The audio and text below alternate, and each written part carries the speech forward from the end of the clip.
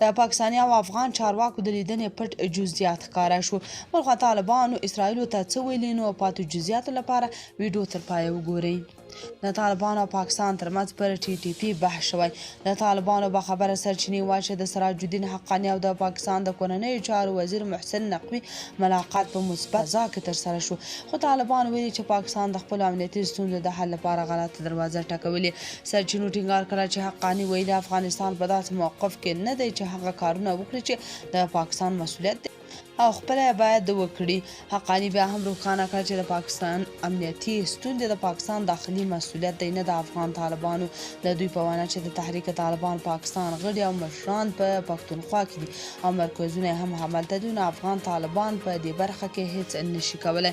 خو پاکستان وایي دا ورته د لمر په شان روښانه ده چې افغان طالبانو پاکستاني طالبان ساتلي او ورڅخه ملاتړ کوي او په دې اړه ورته د طالبانو انکار او هر ډول استدلال د منلو او باور وړ نه دی.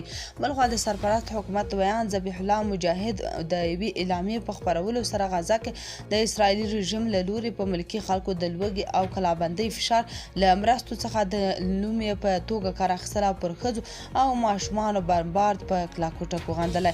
اعلامیه کې راغلي چې لا هم د فلسطین په غزه کې سلګونه زره مسلمانان د اسرائیلو تر ظالمانه یرغل، وحشت، سخت لوږې، تندې ناروغۍ او وحشیانه بمبارونو لاندې دي.